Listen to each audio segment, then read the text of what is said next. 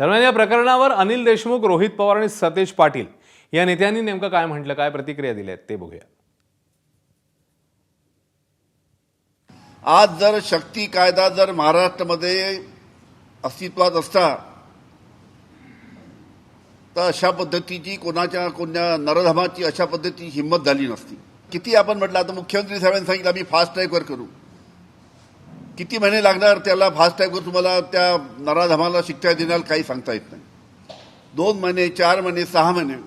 अरे शक्ती कायद्यात 21 दिवसामध्ये त्या अशा पद्धतीच्या नराधमाला फाशी देण्याची तरतूद आहे. राज्य शासनाला हात जोडून विनंती आहे, राज्य शासनाला विनंती आहे की शक्ती कायद्याची अंमलबजावणी महाराष्ट्रामध्ये लवकरात लवकर चालू करावी. एनसीआरबीच्या रिपोर्टमध्ये देखील बघितलं तर महिलांच्या अत्याचारामध्ये महाराष्ट्राचा नंबर वाढत चाललेला आहे. आज या नराधमाला देखील या ठिकाणी कायद्याची सक्त कारवाई झाली असती तर कदाचित धाडस झालं नसतं. पूर्वी देखील या नराधमानं काही गोष्टी या ठिकाणी केलेल्या आहेत.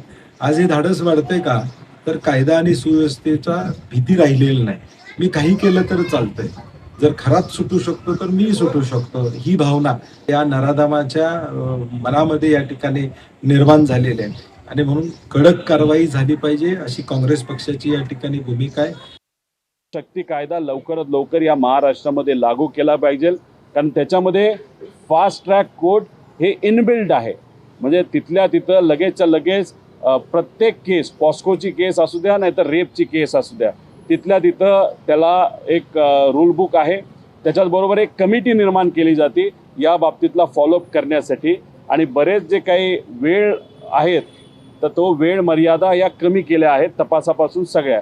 त्यामुळे शक्ती कायदा या महाराष्ट्रामध्ये आणण्यासाठी सरकारने प्रयत्न करावे.